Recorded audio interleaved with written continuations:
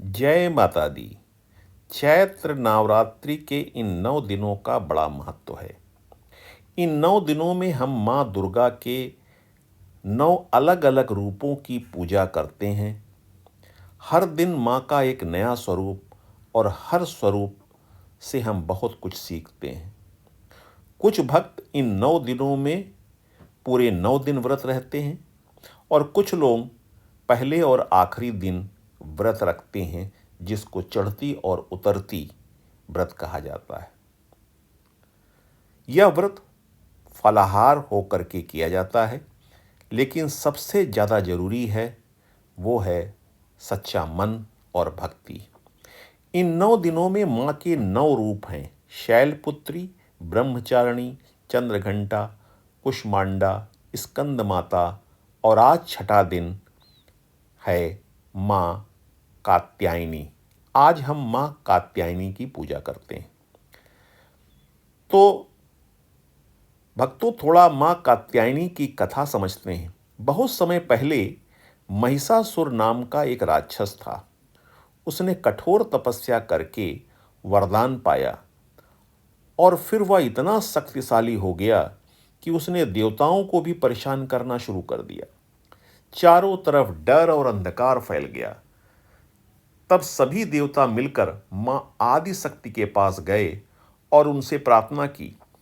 तब मां ने ऋषि कात्यायन के घर जन्म लिया और मां कात्यायनी के नाम से प्रसिद्ध हुई।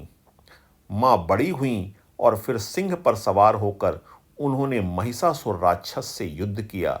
युद्ध बहुत लंबा चला और अंत में मां ने उस राक्षस का वध कर दिया। इसीलिए मां कात्यायनी को बुराई को खत्म करने वाली देवी भी कहा जाता है। आज के दिन मां की पूजा करने का बड़ा महत्व है। अगर आपके जीवन में कोई डर है, कोई परेशानी है या शादी में कोई रुकावट आ रही है, तो यह आज का दिन आपके लिए बहुत खास है। आज आपको क्या करना चाहिए? सुबह जल्दी उठिए, स्नान करिए, साफ कपड़े पहनिए। लाल या पीले रंग का पहनना बहुत शुभ माना जाता है। अपने घर के मंदिर को साफ कीजिए और मां कात्यायनी की फोटो या मूर्ति को स्थापित करें। अब पूजा शुरू करते हैं। सबसे पहले भगवान गणेश जी का ध्यान करें, फिर मां कात्यायनी को प्रणाम करें। एक दीपक जलाइए, धूप दिखाइए, मां को पीले और लाल फूल चढ़ाइए, रोली और चावल अर्पित करें और सबसे जरूरी है ओम देवी कात्यायनी नमः। इस मंत्र का 108 बार जप करें। अगर समय कम हो तो कम से कम 21 बार जप जरूर करें। मां को भोग में क्या पसंद है? शहद, केला, खीर। भोग लगाते समय मन में कहिए, मां यह सब आपका ही दिया हुआ है, आपको ही अर्पित कर रहा हूं। अगर आप व्रत रख रहे हैं तो फलाहार कर सकते हैं, जिसमें फल, दूध, साबूदाना, कुट्टू के आटे से बने हुए पकवान, सेंधा नमक ले सकते हैं, लेकिन प्याज, लहसुन और अनाज पूरी तरह से वर्जित है। अगर संभव हो तो हवन भी करें।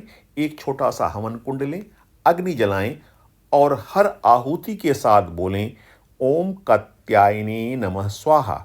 कम से कम 11 आहुति जरूर दें। शाम को फिर से पूजा करें, दीपक जलाइए, मां को याद कीजिए और आरती कीजिए। जय अम्बे गौरी घंटी बजाइए और पूरे भाव से मां का नाम लें। अगर आप सच्चे मन से मां की पूजा करते हैं तो आपके जीवन का डर खत्म होगा। अगर शादी में कोई रुकावट आ रही है तो दूर होगी, घर में सुख शांति बढ़ेगी और सबसे बड़ी बात, मां का आशीर्वाद हमेशा भक्तों के साथ रहता है।